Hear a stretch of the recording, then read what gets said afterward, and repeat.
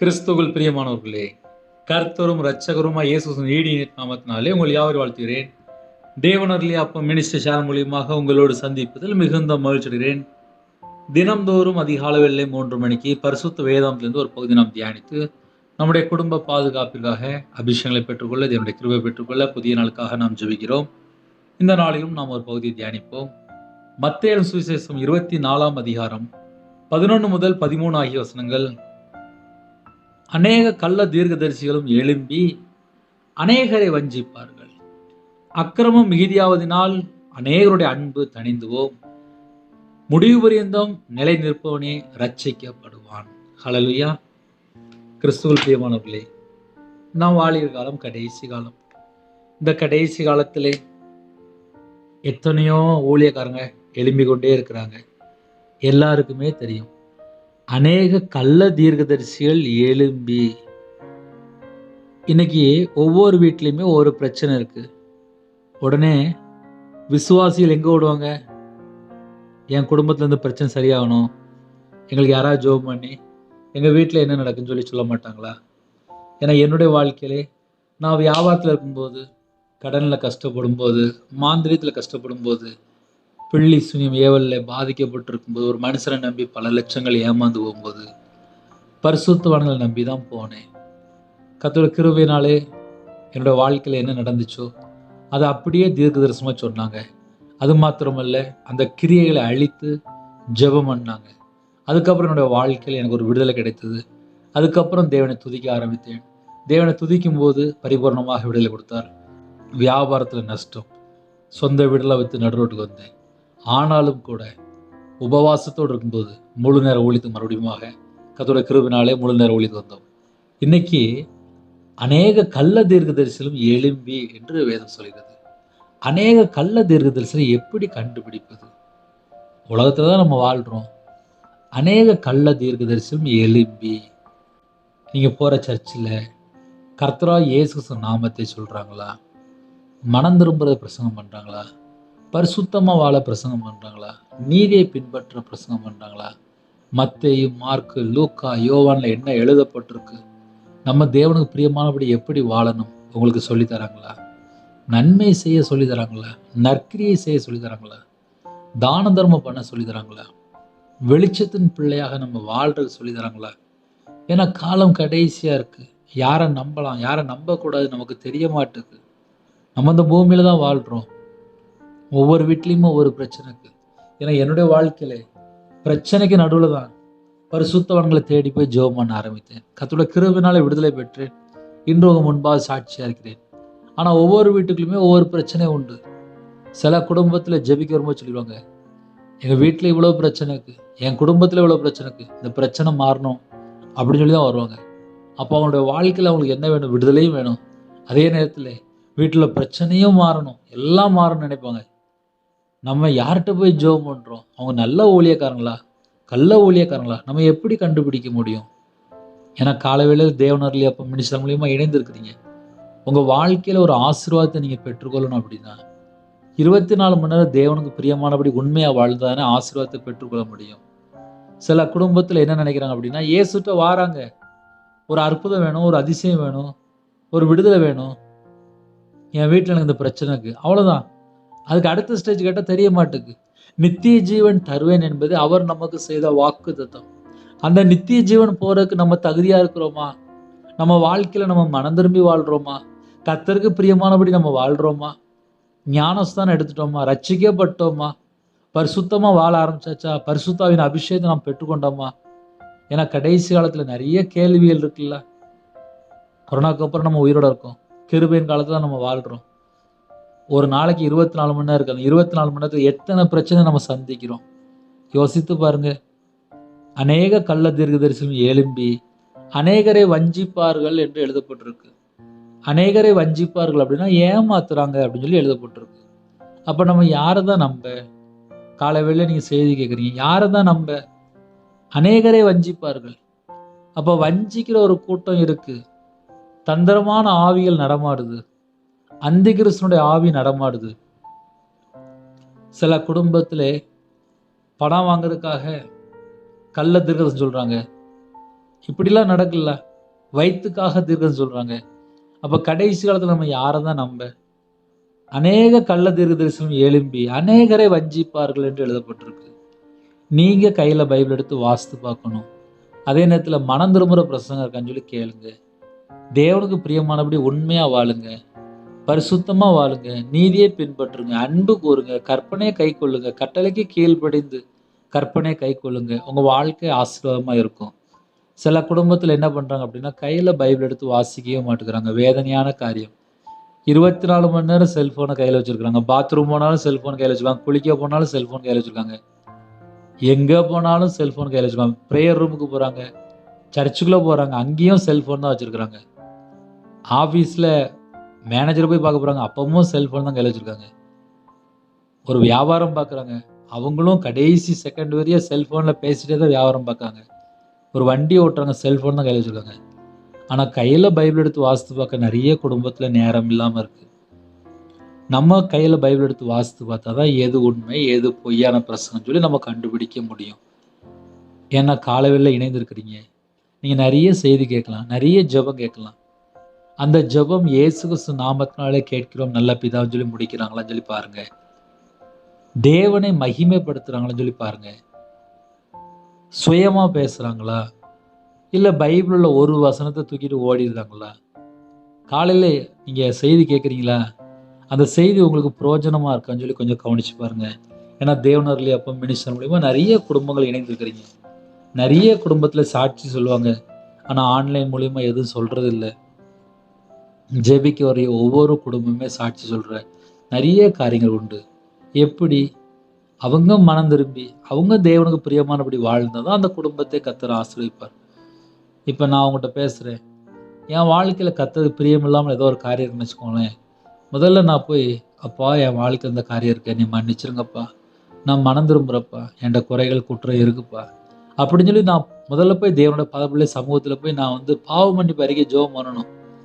ஏன்னா அந்த பூமியில ஒருவனும் நீதிமான் அல்ல என்று வேதம் சொல்கிறது. 24 மணி நேரம் தேவனுக்கு பிரியமானபடி நம்ம வாழ்றோமா, எல்லாமே நம்ம யோசித்து பார்க்கணும். காலம் கடைசியா இருக்கு. எத்தனையோ தேசத்துக்குள்ள இணைந்திருக்கிறீங்க.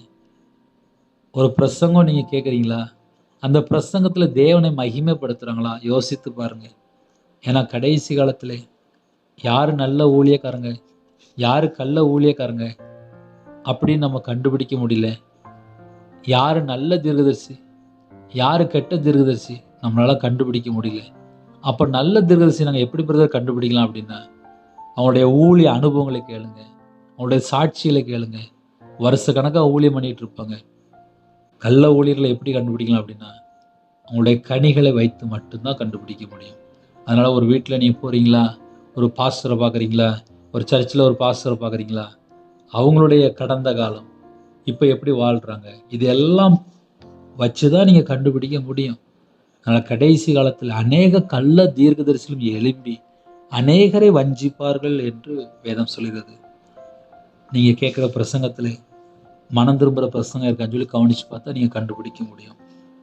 தேவனோட வார்த்தைக்கு கீழ்ப்படிய சொல்றாங்களா, கண்டுபிடிக்க முடியும்.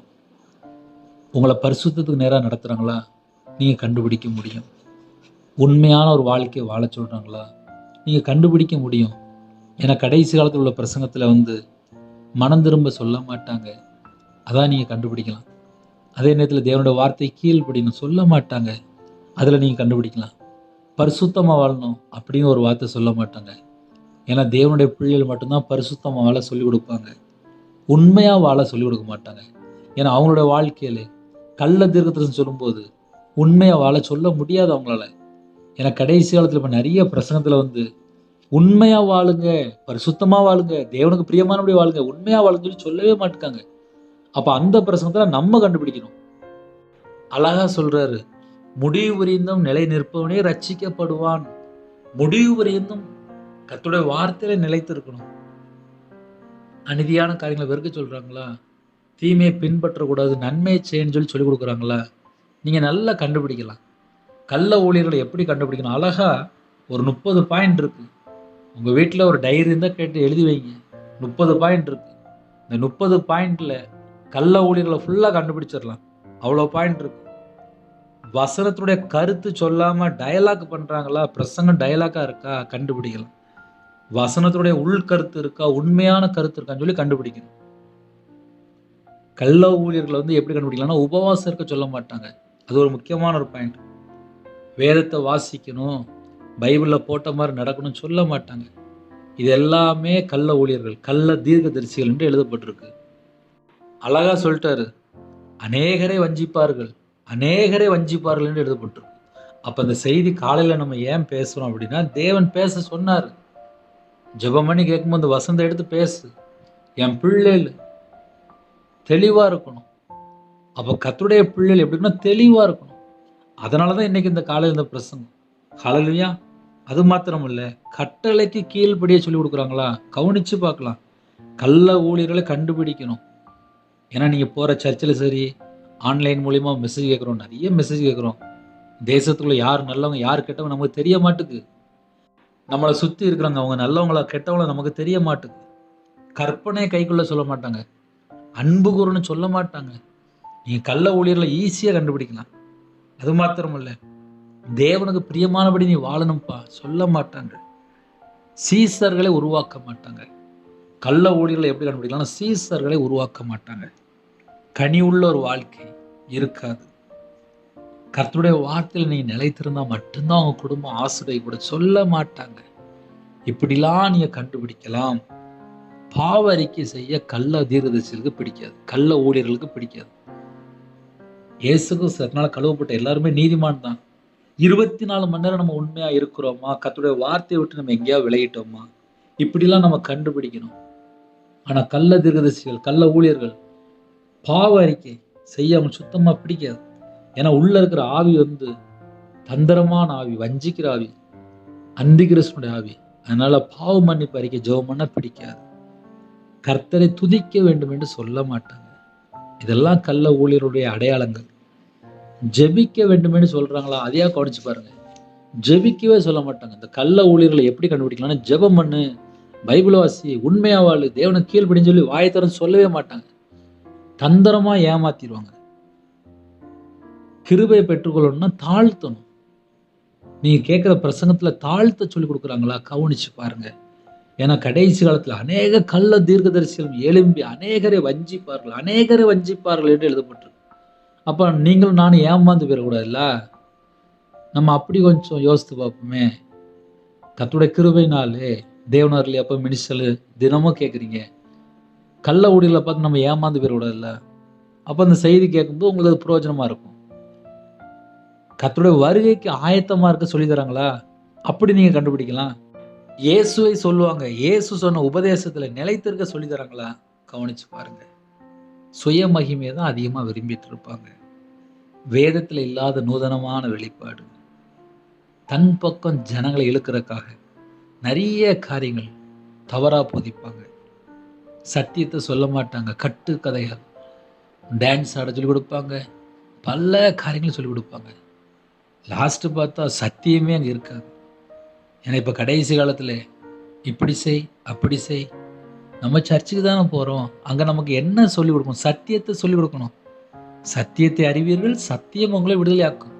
அப்போ நம்ம போகிற சர்ச்சில் நமக்கு சத்தியத்தை சொல்லிக் கொடுக்குறாங்களா? அதை நம்ம கவனித்து பார்க்கணும். சத்தியத்தை சொல்லாமல் கட்டுக்கதைகளை சொல்லி வேதத்தை புரட்டி ஜனங்களை வஞ்சிப்பார்கள். அந்த வேலை நான் மறுபடியும் சொல்கிறேன். சத்தியத்தை சொல்லாமல் கட்டுக்கதைகளை சொல்லி வேதத்தை புரட்டி ஜனங்களை வஞ்சிப்பார்கள். இப்படிலாம் கடைசி காலத்தில் இருக்கிறாங்க. கர்த்தருடைய கிருபையினாலே என்னென்ன காரியத்தை வெளிப்படுத்தினாரோ எல்லாம் எழுதி வச்சிருக்கோம். அதனால நீங்க போற சர்ச்சில் தவறா போதிக்கிறனால செக் பண்ணி பாருங்க. இன்னும் கூட உங்களுக்கு ஒரு அடையாளம் சொல்றேனே, பரிசுத்த ஆவியானவர் ஒரு மனுஷனுக்குள்ள இருந்தால், கர்த்தருடைய ஊழியக்காரனுக்குள்ள பரிசுத்த ஆவியானவர் இருந்தால், தீர்க்கதரிசிகளுக்குள்ளே பரிசுத்த ஆவியானவர் இருந்தார், ஊழியர்களுக்குள்ளே அபிஷேகம் பண்ணப்பட்டு தேவனால் அபிஷேகம் பண்ணப்பட்டு கர்த்தருடைய ஊழியக்காரங்களா இருந்தார், பாவத்தை குறித்தும் நீதியை குறித்தும் நியாயத்தீர்ப்பு குறித்தும் கண்டித்து உணர்த்துவார்கள். எப்படிலாம் மனம் திரும்பணும்னு சொல்லி போதிப்பாங்க. அவங்க தான் நல்ல ஊழியக்காரங்க. ஆனால் கடைசி காலத்தில் உள்ள ஊழியக்காரன்ட்ட சில நேரத்தில் கள்ள தீர்க்கதரிசனம் சொல்றாங்க, ஜனங்களை ஏமாத்திடுறாங்க. வேதனையான காரியமா இருக்கு. கள்ள உபதேசத்துக்கு செவி கொடுத்தால் நம்ம நித்திய ஜீவனுக்குள்ள போக முடியாது. ஏன்னா நிறைய குடும்பத்திலே எல்லா செய்தியும் கேட்பாங்க. எது நல்ல செய்தி எது கெட்ட செய்தி தெரிய மாட்டுக்கு. அக்கிரமம் மிகுதியாவதினால் அநேகருடைய அன்பு தணிந்து போகும் என்று வேதம் சொல்கிறது. முடிவு வரைந்த நிலை நிற்பவனே ரட்சிக்கப்படுவான்.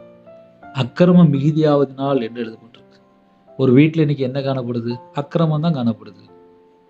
செல்ஃபோன்லேயும் கேம்லேயும் படம் பார்க்குறதுலையும் நாடகம் பார்க்குறதுலையும் பல மணி நேரம் அடிமையாக இருந்ததுக்கப்புறம் அந்த வீட்டில் சத்தியம் எப்படி அவங்களுக்கு தெரியும்? சத்தியத்தை அறிவீர்கள், சத்தியம் உங்களை விடுதலையாக்கப்படும் என்று வேதம் சொல்கிறது. கையில் பைபிள் எடுத்து வாசிக்க மாட்டுக்காங்க, ஜெபம் பண்ண மாட்டுக்காங்க. அப்புறம் நல்ல ஊழியக்காரங்க யாரு, கெட்ட ஊழியக்காரங்க யாரு, எப்படி கண்டுபிடிக்க முடியும்? முதல்ல எனக்கு சட்டம் தெரிஞ்சால் தானே இவங்க தப்பான ஊழியக்காரன்னு சொல்லி நான் கண்டுபிடிக்க முடியும். நான் தான் கையிலேயே பைபிள் எடுத்து வாசிக்கல, எனக்கு எப்படி தெரியும்? அப்படி நம்ம யோசித்து பார்க்கணும். அதனால கால வேளையில் நம்ம கையில் பைபிள் எடுத்து வாசித்தா மட்டும்தான் நமக்கு சத்தியம் தெரியும். யாரெல்லாம் நீங்கள் பரலோகத்து போன சொல்லி ஆசைப்படுறீங்களோ, நித்திய ஜீவனுக்குள்ள போன சொல்லி ஆசைப்படுறீங்களோ, முடிவு வரையும் கர்த்தருடைய வார்த்தையில் யாரெல்லாம் நிலைத்திருக்க வேண்டும் என்று ஆசைப்படுறீங்களோ, கையில் பைபிள் எடுத்து வாசிங்க. இன்னைக்கு செய்தி என்ன பிரதர் அப்படின்னா, கடைசி காலத்தில் அக்கிரமம் மிகுதியாய் போகும். ஏன் அக்கிரமம் மிகுதியாய் போகுதுன்னா, கள்ள ஊழியர்கள், கள்ள தீர்க்கதரிசிகள் எழும்புறாங்க, ஜனங்களை வஞ்சிக்கிறாங்க. அதனாலதான் பிரச்சனை வருது. அதனால ஏன் அன்பு தணிந்து போகுதுன்னா, யார் நல்ல ஊழியக்காரங்க, யாரு கெட்ட ஊழியக்காரங்க அவங்களுக்கே தெரிய மாட்டேங்குது. ஒரு அம்மா ஜெபம் பண்ணும்போது சொன்னாங்க, ஒரு காரியத்தை சொன்னாங்க. நான் ஒரு சர்ச்சுக்கு போயிட்டு இருந்தேன், அந்த சர்ச்சில் பாஸ்டர் சொன்னார், இருக்கிற நகையெல்லாம் போட்டுட்டு வந்துட்டேன் அப்படின்னாரு. அப்புறம் அப்படின்னு கொஞ்ச நாள் கழிச்சு அந்த பாஸ்டர் சரியில்லை, அதுக்கப்புறம் தான் எங்களுக்கு தெரிய வந்துச்சு. அப்புறம் நகைலாம் ஏமாந்து போயிட்டோம் அப்படின்னாங்க. அப்போ கடைசி காலத்தில் என்ன நடக்கும் அப்படின்னா, எதுக்கெல்லாமோ பிரசங்கம் நடக்கு, மனம் திரும்ப பிரசங்கம் நடக்கா, பரிசுத்தமாக வாழ சொல்லி தராங்களா, நீதியை பின்பற்ற சொல்லி தராங்களா? நம்ம இப்படி செக் பண்ணி பார்ப்போம். தேவனுக்கு பிரியமானபடி வாழ்ந்து ஆசீர்வாதங்களை பெற்றுக்கொள்வோம். அதனால ஜனங்கள் என்ன ஆயிடுது அப்படின்னா, யார் நல்ல ஊழியக்காரங்க யார் கெட்ட ஊழியக்காரங்க தெரிய மாட்டேங்குது. அக்கிரமம் மிகுதியாவதினால் அநேகருடைய அன்பு தணிந்து போகும். முடிவு வரைந்தும் நிலை நிற்பவனே ரட்சிக்கப்படுவான். அதனால் இந்த நாளில் இந்த செய்தி கேட்கும்போது சற்று வித்தியாசமாக தான் இருக்கும். ஏன்னா கள்ள ஊழியர்களை பற்றி பேசும்போது, கள்ள தீர்க்கதரிசி பற்றி பேசும்போது நிறைய ஜனங்களுக்கு புரியாது. ஒரு சில ஜனங்களுக்கு தான் இந்த செய்தி புரிஞ்சிருக்கும். ஏன்னா சில குடும்பத்தில் புதுசாக இணைந்திருப்பீங்க. நீங்கள் புதுசாக இணைந்திருக்கிறீங்களா? உங்கள் வீட்டில் சின்ன டைரி இருந்தால் நான் சொல்கிறதில்ல, அழகாக ஒரு 30 பாயிண்ட் இருக்குது, எடுத்து எழுதி வைங்க. மெதுவாக சொல்கிறேன், வேணால் எடுத்து எழுதி வைங்க. மனம் திரும்புகிற பிரசங்கம் இருக்கா? கீழ்ப்படுகிற பிரசங்கம் இருக்கா? பரிசுத்தமாக வாழ சொல்கிற பிரசங்கம் இருக்கா? உண்மையாக வாழ்கிற சொல்கிற பிரசங்கம் இருக்கா? அநீதியான காரியங்களை வெறுக்கணும், அந்த பிரசங்கம் இருக்கா? வசனத்துக்கு உள்ள அர்த்தத்தை சொல்லி தராங்களா? கவனித்து பார்க்கலாம். உபவாசம் இருக்க சொல்கிறாங்களா? வேதத்தை வாசிக்க சொல்கிறாங்களா? கட்டளைக்கு கீழ்ப்படிய சொல்கிறாங்களா? கற்பனையை கை கொள்ள சொல்கிறாங்களா? தேவனுக்கு பிரியமானபடி நடக்கணும்னு சொல்லி தராங்களா? சீசர்களை உருவாக்குறாங்களா? கனி உள்ள ஒரு வாழ்க்கையை வாழ வேண்டும் சொல்லி தராங்களா? கர்த்தருடைய வார்த்தையில நிலைத்திருக்கணும் சொல்லி தராங்களா? பாவ அறிக்கை செய்ய சொல்லி தராங்களா? ஏன்னா அனுதின வாழ்க்கையில கண்கள்ல பாவம், சிந்தனையில பாவம், வீண் வார்த்தையில பாவம், காதில் கேட்டது பாவம், ஏகப்பட்ட காரியம் இருக்கு. தேவனை துதிக்க சொல்லி தராங்களா? ஜெபிக்க சொல்லி தராங்களா? கர்த்தருக்கு பிரியமானபடி எப்படி வாழணும், தேவனுக்கு மகிமை செலுத்த சொல்லி தராங்களா? கவனிச்சு பாருங்க. கிருபை பெற்றுக்கொள்ள நம்ம எப்படி தாழ்த்தணும் சொல்லி தராங்களா? நற்கிரியை செய்ய, நன்மை செய்ய, தான தர்மம் பண்ண சொல்லி தராங்களா? கர்த்தருடைய வருகைக்கு நம்ம எப்படி ஆயத்தமா இருக்கணும் சொல்லி தராங்களா? கர்த்தருடைய உபதேசத்துல நிலைத்திருக்க சொல்லி தராங்களா? மத்தேயு, மார்க்கு, லூக்கா, யோவான்ல இயேசு எப்படிலாம் வாழ சொன்னார், அதே போல வாழ்றதுக்கு சொல்லி தராங்களா? சுய மகிமே தேடுறாங்களா? கவனிச்சு பார்க்கலாம். நூதனமான வெளிப்பாடு, பைபிள் வசனத்துல இல்லாத வியாக்கியானம்லாம் நடக்கும். அதெல்லாம் தவறான போதனை. சத்தியத்தை சொல்லாம கட்டுக்கதைகளை சொல்லிட்டு இருப்பாங்க. அந்தி கிறிஸ்துவோட ஆவி, தந்திரமான ஆவி, பாவத்தை குறித்தும் நீதி குறித்தும் நியாயத்திற்கு குறித்தும் கண்டித்து உணர்த்துறாங்களா? நீங்க எல்லாம் கவனிச்சு பார்க்கலாம். கடைசி காலத்துல பரலோகத்துக்கு போறதுக்கு எதுவுமே தேவையில்லை, நீ சும்மா இருந்தா போதும், ஒண்ணுமே செய்ய வேணும்னு சொல்லி கள்ள உபதேசத்துல துணிகரமா போதிக்கிறாங்க. கர்த்தருடைய பிள்ளைகள் எது கரெக்டான செய்தி, எதை நம்ம கேட்கணும், அது நீங்க தான் டிசைட் பண்ணணும். ஹல்லேலூயா. கண்களை மூடி நாம் ஜெபம் செய்வோம். எங்களை அதிகமாய் நேசிக்கலாம் அன்பு நிறைந்த பரிசுத்தமுள்ள நல்ல தகப்பனே, உம்மை நன்றியோடு துதிக்கிறோம் ராஜா. இந்த நாளிலும் வேத வசனம் நாங்கள் தியானிக்கும்போது யாரை நம்பலாம், யாரை நம்பக்கூட எங்களுக்கு தெரிய மாட்டேங்குதுப்பா. எல்லா குடும்பத்தையும் உங்களுடைய கரத்தில் அர்ப்பணிக்கிறோம். ஜெப விஷயம் தாங்கப்பா. பரிசுத்தாவெல்லாம் நிரப்புங்கப்பா. ஆவிக்குரிய 9 கனிகளெல்லாம் ஆவிக்குரிய 9 வரங்களால் நிரப்புங்கப்பா. இந்த நாளிலும் யாரெல்லாம் பிறந்தநாள் கொண்டாடுறாங்களோ அந்த குடும்பத்தை கர்த்தர் ஆசீர்வதிங்க ராஜா. திருமண நாள் யாரெல்லாம் கொண்டாடுறாங்களோ அந்த குடும்பத்தை கர்த்தர் ஆசீர்வதிங்கப்பா. கற்பத்தின் ஐயா ஜெபிக்கிறோம். கர்த்தர் மனம் இறங்கி ஆசீர்வதிங்கப்பா. காலை வேளையில மாசமா இருக்காங்க, டெலிவரி போடுறாங்க, கர்த்தர் கூட இருங்கப்பா. திருமண தேவைக்கா ஜெபிக்கிறோம். கர்த்தர் வாசல் திறந்தாங்க. ரட்சிக்கப்பட்ட குடும்பம் ஜெபிக்கிறோம். கர்த்தர் வாசல் திறந்தாங்க. திருமணம் முடிந்ததுக்கப்புறம் பல காரியத்தில் குறைகள், குற்றங்கள், டைவர்ஸ் அளவுக்கு பிரச்சனை, சந்தேகம், சில குடும்பத்துக்குள்ள தவறான வழி, அந்த குடும்பத்தை மாற்றி ஆசீர்வதிங்கப்பா. காலவேளை வேலைக்கு பொறுப்புறாங்க எல்லா குடும்பத்தோட கர்த்தர் கூட இருங்க. கர்த்தரோட நாம விடட்டும். காலவேளையிலே பரிசுத்தவான்கள் இணைந்திருக்காங்க, மிஷினரிமார் இணைந்திருக்காங்க. உங்கள் பிள்ளைகளுக்கு சகலவிதமான பாதுகாப்பு தாங்கப்பா. வேலைக்கு பொறுப்புறாங்க, வியாபாரத்துக்கு பொறுப்புறாங்க, கம்பெனி பொறுப்புறாங்க, அந்த குடும்பத்துக்கு சகலவிதமான பாதுகாப்பு தாங்கப்பா. ஹாஸ்பிட்டலில் இருக்காங்க, படுத்த படுக்கையில் இருக்காங்க, பலியிடத்தோடு ஜெபிக்கிறாங்க. எல்லா குடும்பத்தையுமே கர்த்தர் தொட்டு சுகமாக்கி தர வேண்டும். இன்னைக்கு யாரெல்லாம் கடன் மத்தியிலே போராடி கஷ்டப்படுறாங்களோ அந்த கடனுக்கு ஒரு முடிவு கொண்டு வாங்கப்பா. தேவனர்லையப்பா மினிஸ்டரில் கர்த்தர் ஆசிரியங்க. கர்த்தருக்கு பிரியமானபடி நாங்கள் வாழணும்ப்பா. சுயமாக நாங்கள் வாழக்கூடாது. கடைசியிலே கர்த்தரோட வருகையில நாங்கள் காணப்பட வேண்டும். யாரெல்லாம் ஜெபிக்கணும் உங்களுடைய கிருபையால் நிரப்பி, உங்களுடைய பிரசன்னத்தினால் மூடி, உங்களுடைய வல்லமையால் நிரப்பி, யாரெல்லாம் தங்களை தாழ்த்துறங்களோ உங்களுடைய ரத்த கொட்டைகளை வேல் அடைத்து மூடி மறைத்து கர்த்தர் பாதுகாப்பு ராஜா. எல்லா குடும்பத்தையுமே உங்களுடைய ஜீவன்கள் அர்ப்பணிக்கிறோம். அப்பா, இந்த நாள் முழுதும் உமக்கு பிரியமானபடி மட்டும்தான்ப்பா நாங்கள் வாழணும். வெளியில் புறப்பட்டு போகும்போது எல்லா குடும்பத்தையும் கர்த்தர் பாதுகாத்துங்க. எந்த நாட்டில் இருக்காங்களோ அவனுடைய சூழ்நிலை என்ன உமக்கு தான்ப்பா தெரியும். கர்த்தரே கூட இந்த ஆசிரியங்க உங்கள் ஜீவன்களை தாழ்த்தி விடுறோம். துதிகான மகிமெல்லாம் உமொருவருக்கே செலுத்திடும். இயேசு கிறிஸ்துவின் பிதாவே, ஆமென். தேவனுக்கே மகிமையுண்டாவதாக. கர்த்தர் தாமே உங்களையும் உங்கள் குடும்பத்தையும் சகல காரியத்திலும் சம்பூர்ணமாக திருப்தியாக கர்த்தர் கொடுத்து ஆசீர்வதிப்பாராக. ஆமென். கர்த்தராகிய இயேசுவின் கிருபையும் பிதாவாகிய தேவனுடைய அன்பும் பரிசுத்தவனுடைய ஐக்கியமும் இப்பொழுதும் எப்பொழுதும் சதா காலங்களிலும் நம்மளோடு கொடுப்பதாக. ஆமென். கிறிஸ்துவுக்குள் பிரியமானவர்களே, நீங்கள் தனி ஜெபம் பண்ணுங்க, நாங்கள் உங்களுக்காக ஜெபிப்போம். அது மாத்திரமல்ல, ஒவ்வொரு மாதமே கடைசியில் 3 நாள் உபவாசம் இருப்போம். நீங்களும் உபவாசம் ஜெபிங்க. உங்கள் குடும்பத்தில் எல்லா காரியத்தையும் கர்த்தர் மாற்றி ஆசீர்வதிப்பார். நீங்கள் கையில் பைபிள் எடுத்து வாசித்து ஆசீர்வாதங்களை பெற்றுக்கொள்ளுங்கள். God bless you.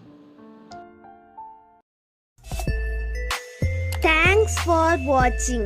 Please subscribe our channel. Click the like and share. Click the bell. God bless you.